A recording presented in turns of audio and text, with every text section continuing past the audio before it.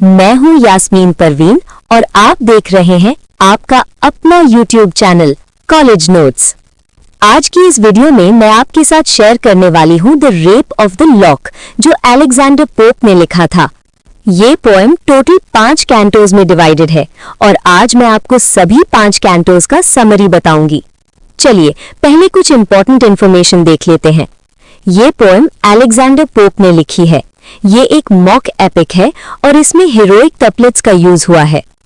Heroic couplet का मतलब होता है 2 लाइंस जिनका राइमिंग स्कीम सेम हो। पोएम आयम्बिक पेंटामेटा में लिखी गई है। पहली बार ये अनोनिमसली 1712 में पब्लिश हुई थी, सिर्फ 2 कैंटोज के साथ।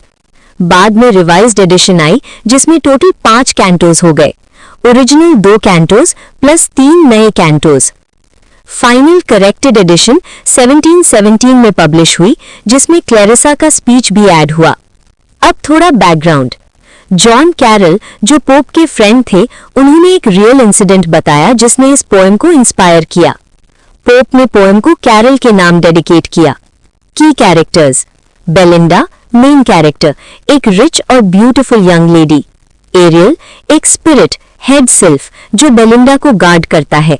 बैरन एंटागनिस्ट जो कैंटो 3 में बेलिंडा के हेयर का लॉक कट करता है।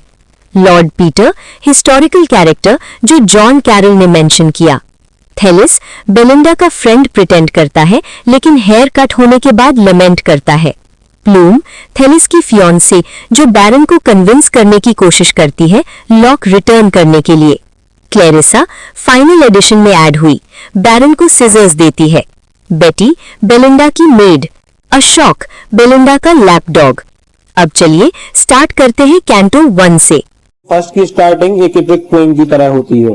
पोप म्यूज को प्रे करता है कि वो उसे ब्लेस करे और वह अपने फ्रेंड जॉन कार्ल के बारे में भी बताता है जिसने उससे पोएम लिखने की रिक्वेस्ट की थी।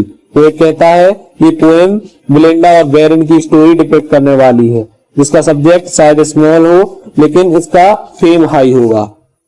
इस पोएम में पोएट कई सटायर्स का यूज करने वाला है। वो कहता है कि कैसे एक जेंटलमैन ने एक वुमेन को असॉल्ट किया और कैसे एक सॉफ्ट हार्टेड वुमेन का एंगर 2 फैमिलीज जो कि पहले बहुत क्लोज हुआ करती थी उन्हें एक दूसरे के विरोध में लाकर खड़ा कर सकता है। वो इन सब चीजों के बारे में लिखने जा रहा है। इसके बाद पोएट बेलिंडा के बेडरूम को डिस्क्राइब करता है।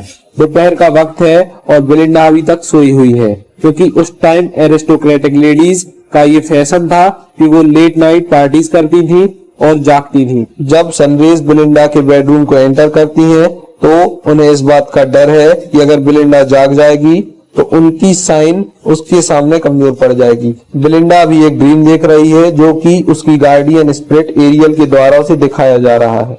इस ड्रीम में एक मैन बेलिंडा के कान में कह रहा है कि बेलिंडा को बहुत सारी स्पिरिट्स का प्रोटेक्शन प्राप्त है जो कुछ टाइम पहले इस अर्थ पर अलाइव थी। इसके बाद उसी ड्रीम के थ्रू पोएट क्रिश्चियन मैथोलॉजी के अकॉर्डिंग स्पिरिट्स को डिस्क्राइब करता है। सिल्फ्स जो हवा में रहती हैं, निम्फ जो पानी में रहती हैं, नॉम्स जो अर्थ पर रहती हैं और सैलामेंडा जो आग में रहती हैं। और सिल्फ्स बेलिंडा की गार्डियन स्पिरिट है जो विमेन की चैस्टिटी यानी पवित्रता को गार्ड करती है।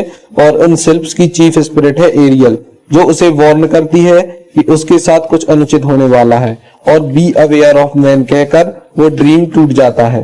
तभी बेलिंडा का डॉग जिसका नाम सॉक है वो उसे लिक करता है जिससे बेलिंडा की नींद टूट जाती है और आंख खुलते ही बेलिंडा उसके लवर्स के लव लेटर्स पढ़ने में जुट जाती है जिस वजह से वह एरियल की वार्निंग को भूल जाती है। और अब बेलिंडा थाउजेंड्स ऑफ स्पिरिट्स की हेल्प से तैयार होने लगती है ताकि वो फिर से पार्टीज में जा सके और यंग मैन को इम्प्रेस कर सके। पोप ने यहाँ पर बहुत सारे पोएटिक एलिमेंट्स यूज किए हैं जो हमें टेक्स्ट पढ़ने पर ही क्लियर होंगे।